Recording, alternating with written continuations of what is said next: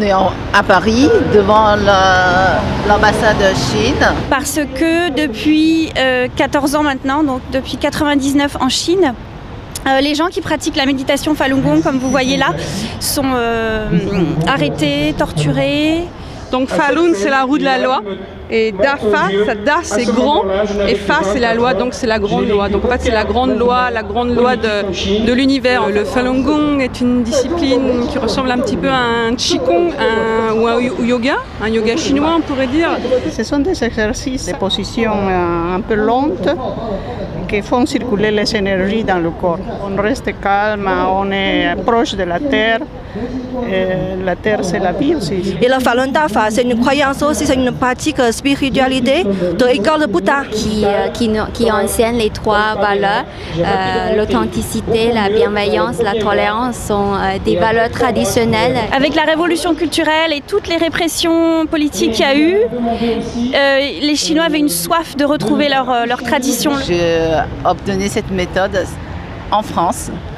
Et c'était à l'époque au sein de l'ambassade de Chine. De 92 à 99, elle avait un succès fou. Le nombre des pratiquants de Falun Gong se chiffrait entre 70 millions à 100 millions. Le communiste chinois, il ne peut pas laisser tous les 100 millions de peuples chinois qui ont leurs propres croyances. Donc c'était devenu un phénomène majeur qui changeait la face de la Chine. Une personne sur 10 ou 12 qui suivait ces principes bouddhistes et taoïstes, qui ne sont pas les mêmes que l'idéologie communiste. C'est des principes qui permettent aux gens de réfléchir par eux-mêmes, d'être libres, de se développer personnellement. Comme ça, le communiste chinois, il ne peut plus contrôler le pensée, les idées de Chinois. Ça a irrité, je crois, l'ancien dictateur chinois Jiang Zemin, qui disait quoi 100 millions, nous, le Parti communiste chinois, on n'est que 60 millions, donc persécution. Il n'y a pas de démocratie, donc on n'a pas voté pour le leader.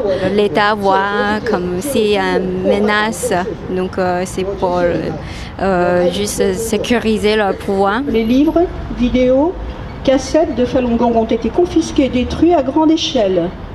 Les sessions d'exercice dans les parcs publics étaient régulièrement harcelées. Certaines ONG parlent de génocide parce que c'est une persécution qui est systématique. Le simple fait que vous soyez pratiquant de Falun Gong, vous êtes exposé à l'arrestation, au lavage de cerveau. Donc c'est une chose inimaginable à croire pour les Occidentaux parce que rien que pour ça, on fait l'objet d'une persécution vraiment très ensanglantée, quoi. Au début, il était dans une prison qui s'appelle Shuangkou. Et pendant ce temps-là, il y avait un autre pratiquant de Falun Dafa qui a été abattu à mort par les policiers dans la prison. Et les policiers ont marché sur lui et avec les bâtons électriques sur lui. Un autre pratiquant de Falun Dafa a pris ses photos pendant il était dans l'état grave. Un jour, il a été pris du sang et ils ont analysé ses sangs. Quand elle était en prison, elle sait que juste à côté, en fait, c'est un centre qui fait les prélèvements d'organes sur les pratiquants vivants. En fait, pendant l'opération, il était conscient de tout ce qui se passe. Il entend la peau est découpée, les os et les outils touchaient les os. On sait depuis quelques années maintenant que les pratiquants de Falun Gong sont utilisés comme banque d'organes, c'est-à-dire qu'on prélève les organes sur les corps. Dans les prisons, en fait, c'est fait dans des fourgons blindés de l'armée pour vendre les organes aux hôpitaux.